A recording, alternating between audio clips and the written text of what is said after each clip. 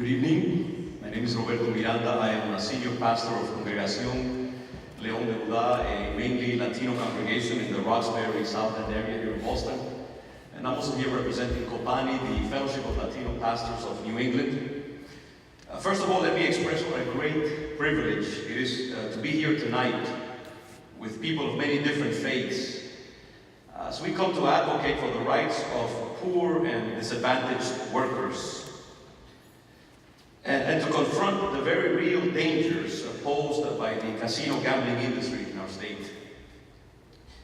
In a time when believers of all faiths are often asked to refrain from participating in the public square and to confine the voice of the Spirit to an increasingly narrow spectrum of issues, it is important that we make our presence felt in all aspects of public life, as we are doing tonight. People of faith and goodwill have much that is of value to contribute to issues such as the ones that we are confronting at this moment. And I believe that God is pleased that we have set aside our theological differences to come together out of love and concern for our community to advocate for the rights of our poor and unskilled workers and to denounce the obvious evils of gambling and the gambling industry. As the pastor of a mainly Latino congregation, I observe daily the plight of undocumented workers, single mothers, and unskilled laborers, who sometimes have to hold 2 and even 3 jobs in order to make ends meet. They represent some of the most vulnerable and powerless sectors of our community.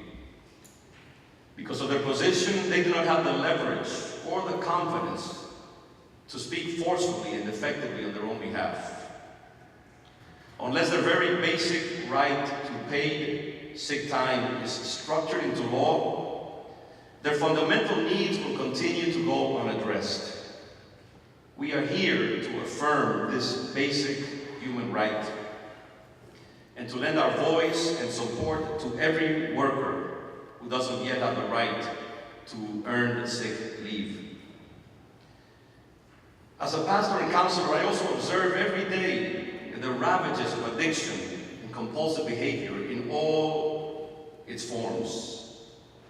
I have seen over and over how it destroys lives, how it undermines the health of families, how it sets up children for a life of suffering and dysfunctionality. As we will know, the gambling industry is structured around the cynical intent to dismantle every vestige of prudence and self-control in its potential victims, and to extract from them maximum profit, regardless of the human cost.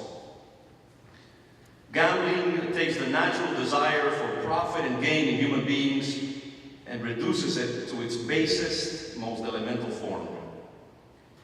It converts the natural impulse to play and compete into a sordid, lonely affair that turns players into prey, that thrives on psychological manipulation, and that takes away any possibility of a real, fair contest between the all-powerful casino industry and its deluded victims.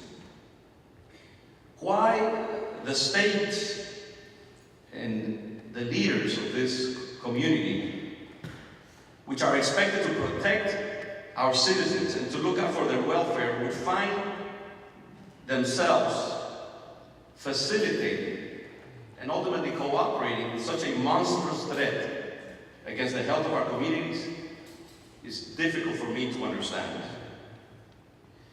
We all know that the supposed financial benefits of the community and the public coffers are another cynical mirage offered by an industry that specializes in deception and false promises. Tonight, we hold responsible not just those who lead the gambling industry. After all, they are simply following their naked business instincts. But we especially hold responsible many of our short-sighted political leaders who have been seduced by the prospect of easy gain and are neglecting their sacred duty to protect the weakest among us. I am grateful that tonight we are covering these workers, these needy, sometimes innocent individuals who are preyed upon with our prayers and our love. I know that we face daunting odds, but as the Bible says, if God is with us, who can be against us? May God bless us and prosper us in this noble effort. God bless you. Thank you.